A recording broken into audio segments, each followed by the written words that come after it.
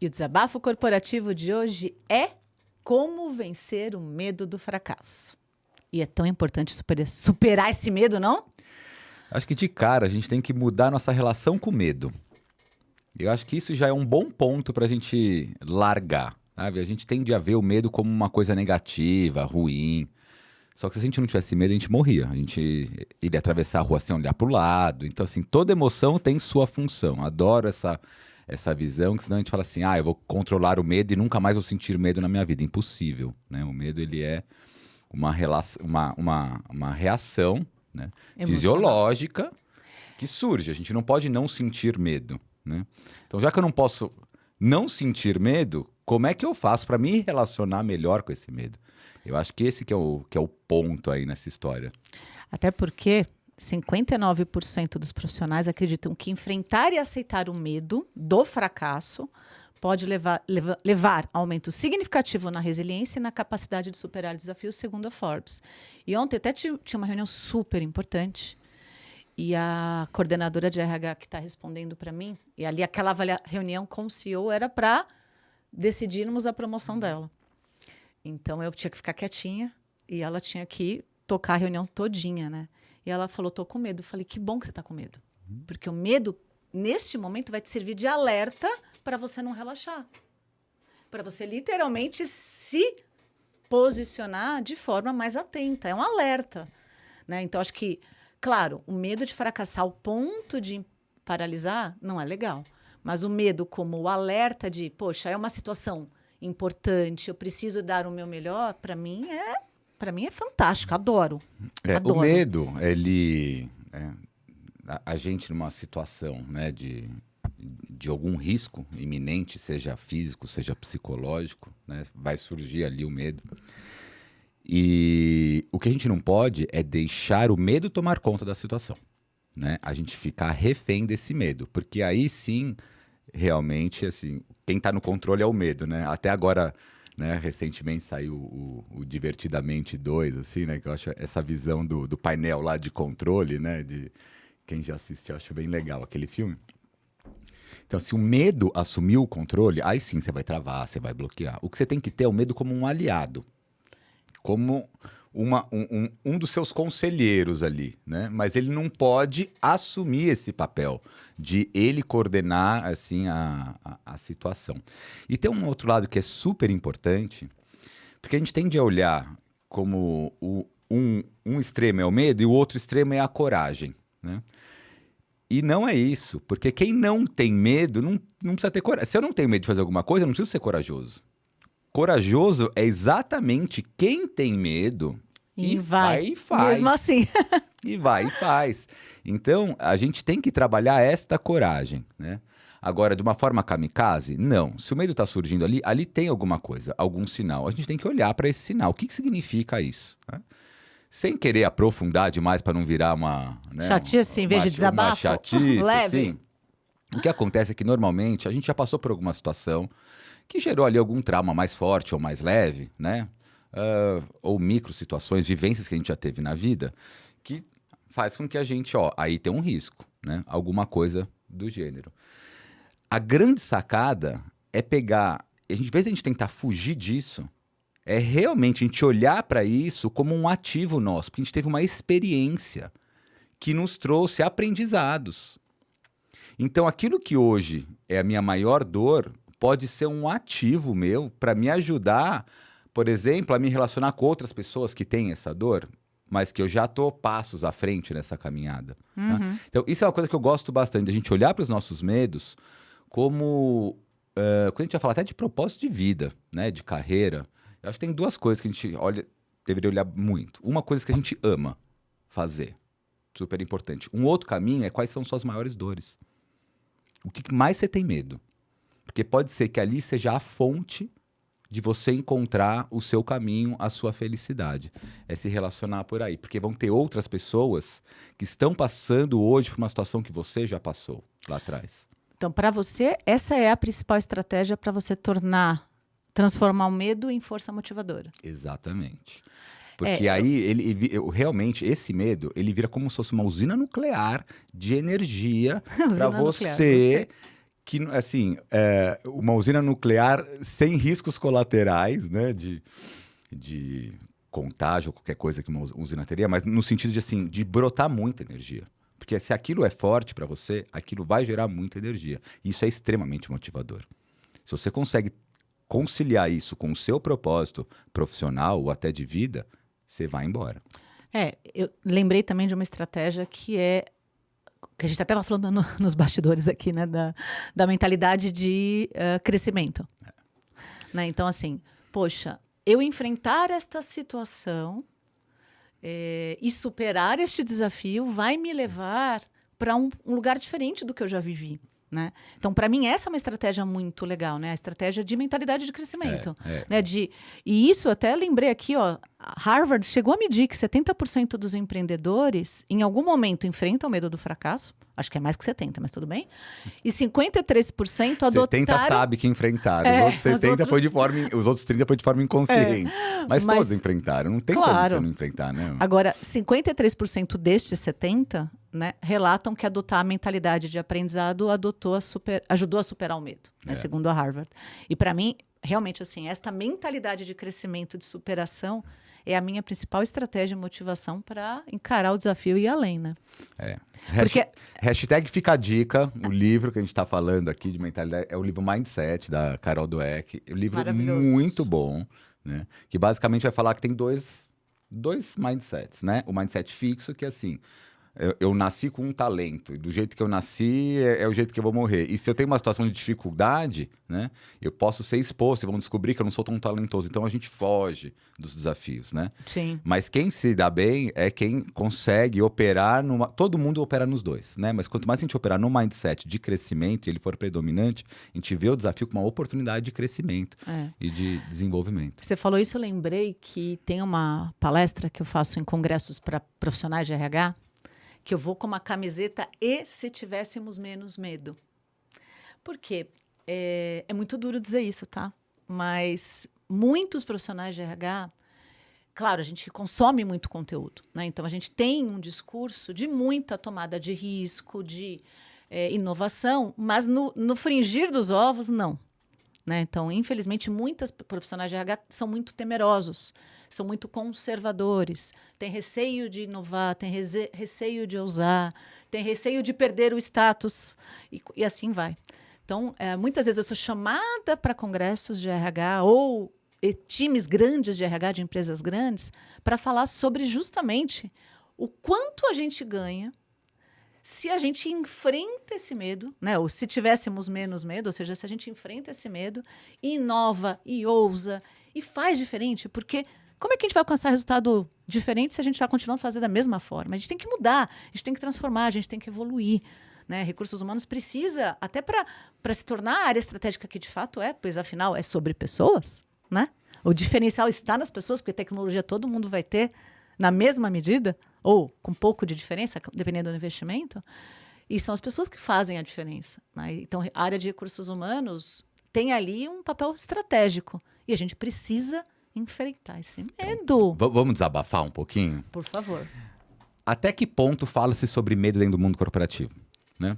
Porque, por exatamente ser um contexto de medo, eu preciso ser super-herói lá dentro. Eu não posso mostrar que eu tenho medo. Eu não posso mostrar que eu estou inseguro. Eu tenho que... Meus pares, se eu mostrar que eu tenho medo, numa próxima promoção, eu vou estar fora. Tudo isso são fantasmas na nossa cabeça. Não necessariamente é isso que acontece na prática, mas como geralmente, né, a cultura e o senso comum pensa. Para minha equipe, eu não posso mostrar medo. Eu sou o líder, eu tenho que ser o que não tem medo. Então, né? mas esse modelo está ultrapassado. E eu acho que então, está ultrapassado, eu concordo com você, mas ainda é o predominante. Porque fala-se sobre isso. A questão é assim, quanto que a gente pratica disso dentro do mundo corporativo? Então, acho que as metodologias ágeis, para mim, me parece um marco importante, quando a gente começa a falar muito mais de estruturas horizontais, porque assim, a verticalidade, os padrões, o comando e controle, tudo isso não faz mais sentido para o mundo atual. O mundo atual precisa de horizontalidade, o mundo atual precisa de vulnerabilidade, o mundo atual precisa de segurança psicológica, o mundo atual precisa de lideranças, de fato, a serviço e inspiradoras. Então, as metodologias ágeis, para mim, foi, de fato, um marco a partir do qual a gente fala, sim, do erro como aprendizado. A gente fala, sim, do erro como uma forma de alcançar mais rapidamente resultados excepcionais. Né? O errar rápido, né? Errar pequeno, né? Porque quanto mais rápido eu erro, obviamente, é menos investimento que eu fiz, é menos horas, menos tudo que eu usei. Então, para mim, é um marco. Claro, é tudo muito recente. Mas as respostas do passado não valem mais para o presente. Eu estou totalmente de acordo, não estou contra o que você está falando. Eu sei que você não está contra. Eu tem que encontrar. Eu estou contra, sabe o quê? Assim, a resistência a essa mudança que ainda encontra. Então, assim, vamos colocar metodologias ágeis, vamos ressignificar o erro, vamos errar rápido, mas com segurança. Sabe? Então, assim, tem uma contradição entre a fala e a prática ainda. Tem uma contradição, claro. Né? Então, quando a gente vai para as empresas, a gente quer ser inovador, mas a gente não quer abrir mão do controle. Então, isso não funciona. Então, você vai trazer de uma forma superficial, mas a cultura que está implementada ainda é muito comando e controle. Sim, né? Dentro da grande maioria das empresas. Não. Lógico, tem um monte de empresas, assim, e aí é muito legal esse universo de startups vindo para falar assim, olha, não sou obrigado a seguir esses padrões de mercado, né? E a gente vê todas as techs aí, fintech, edutech, não sei o que, tech, vindo e falando assim, não, vamos fazer, né, uma coisa diferente aqui, né? E uma proposta diferente. Então, o mercado está mudando? Claramente está mudando. Mas o que eu vejo é que assim, essa mudança já poderia estar muito mais acelerada do que está. Por quê? Porque a gente ainda foge do medo. Então, voltando para o tema base inicial, a gente tem medo do medo. Porque até então, né, acho que o medo ele é uma das... A gente vive ele desde muito... Desde a nossa primeira memória a gente vive o medo. No meu caso, o meu medo era do escuro. Né? Aquilo realmente me assustava loucamente na minha infância, na primeira infância. Né? Depois era o medo da injeção. Né? Então, acho que são medos, né, que a gente tem... acho que a primeira memória nossa é de medo. A primeira memória negativa, de emoção negativa, é o medo.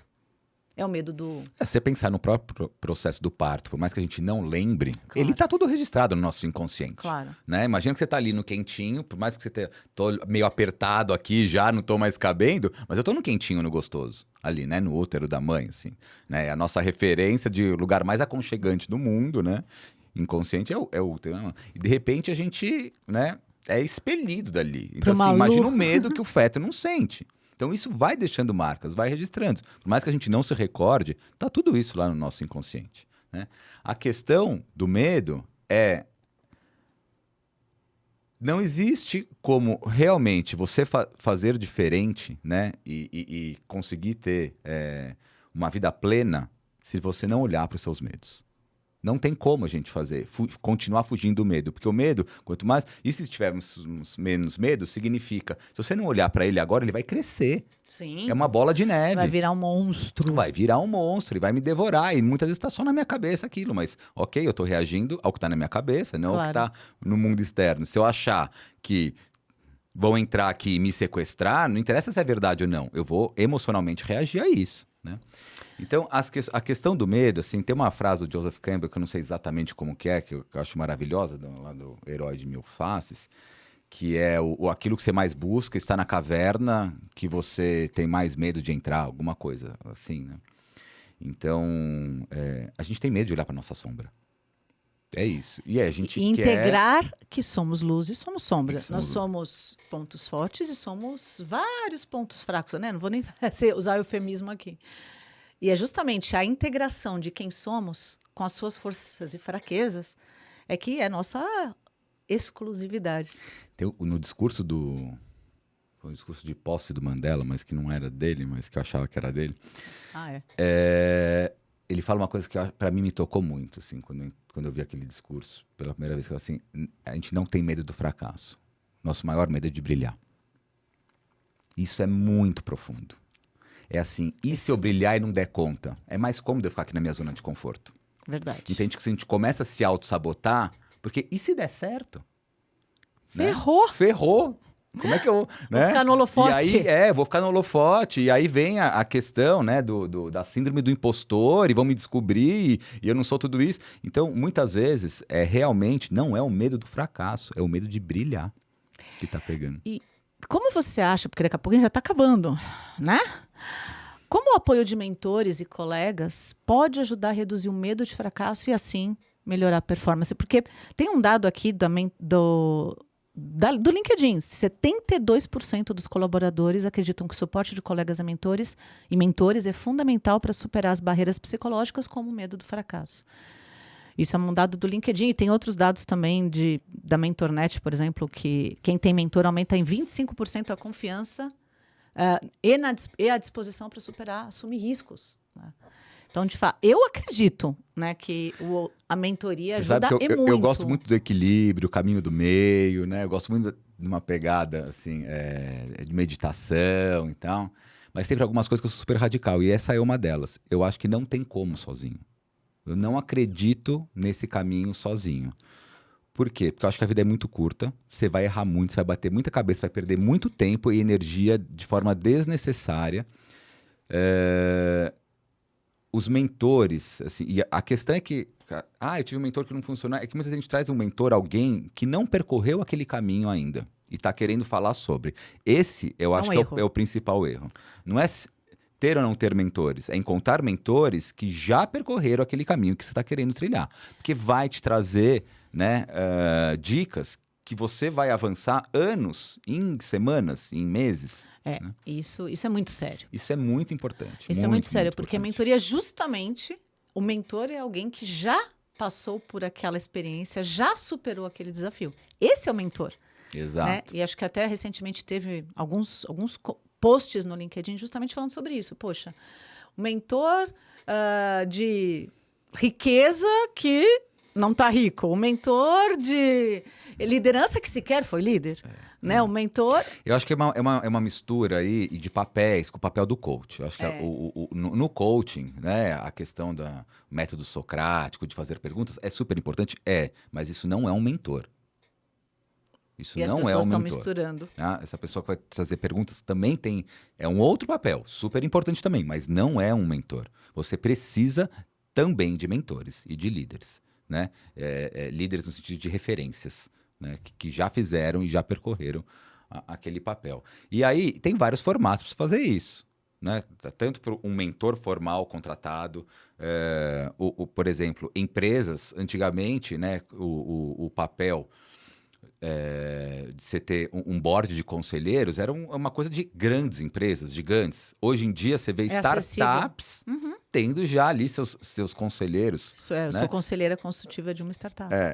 Eu sei, uma das boas aí do mercado. Então, na Somos PX, que é uma startup, já temos ali os conselheiros, pessoas que claramente percorreram ali o caminho, porque eu sozinho não vou enxergar algumas coisas. Precisa vir alguém de fora oxigenar. E alguém que já passou por isso. E até um conselheiro diligente que agregue valor de fato ao negócio. Né? Quando a gente fala de um conselho para uma startup, no fundo são mentores, né? Mentores de liderança, mentores de negócio, né? Mentores que, ao ser mentores de negócio, estão conectados ao mercado. Então, ganha-ganha. E toda empresa... Ganha, porque assim, no fundo, o teu público-alvo vai ganhar com isso. Porque Sim. você vai trazer produtos melhores, mais assertivos para eles. Então, ganha, né? E aí, eu assim, falando de outros formatos, tá? Então, assim, por exemplo, você estruturar ferramentas internas para você ter os mentores internos. Né? Sim, eu apostei isso desde 20, não, 20 não, 19, só 20. Esse, assim... Foi maravilhoso. Puxando sardinha pro lado ali da Somos PX, fala de duas ferramentas que a gente trabalha que eu acho que são super potentes, né? E complementares. Uma é a questão dos Power Circles, as rodas de conversa. Então, quando a gente abre um Power Circle, que a gente vai trabalhar basicamente 3 pilares, né? Que é a questão, primeiro, do pertencimento.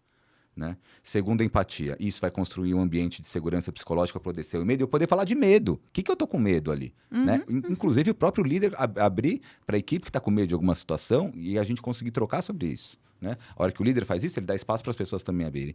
E aí, no final, o propósito, o sonho comum daquela equipe. Isso em rodas de conversas, mas não pode acontecer uma vez. Tem que ser um processo. Isso tem que acontecer várias vezes. E não é reunião de trabalho, né? Para falar do objetivo do projeto. É para falar das relações, né? E uma outra é a figura do peer support, os pares de suporte emocional. Nossa, maravilhoso. Que isso é fantástico. Então, é muito mais fácil eu me abrir com alguém que tá no mesmo dia a dia que eu, né? Assim, na verdade, a gente já vai fazer isso. A gente vai mandar um WhatsApp para as pessoas. Só que se você pegar e capacitar pessoas para poderem acolher quem teve um dia difícil ou quem está super empolgado porque teve uma nova ideia, se você tiver dentro da própria estrutura da equipe pessoas para fazer isso, você vai criando um ambiente de mentoria interna. E isso é super benéfico e vantajoso. E você tira um pouquinho da necessidade, né, de trazer sempre pessoas externas que são... Tem um momento certo para fazer isso, mas são investimentos mais altos. Né? Você trazer uma pessoa que já né, percorreu isso mais caro. Então, assim, tem momentos que a gente precisa fazer esse investimento. Então, são complementares, são diferentes ferramentas. Depende muito do momento da empresa, qual que é a estratégia que ela está, o que ela está vivendo, onde que ela está querendo chegar e como que a gente vai compor essas diferentes frentes. Mas sem mentores, esquece. Ou seja, a gente precisa de alguém para nos dar a mão precisa. e superarmos o medo.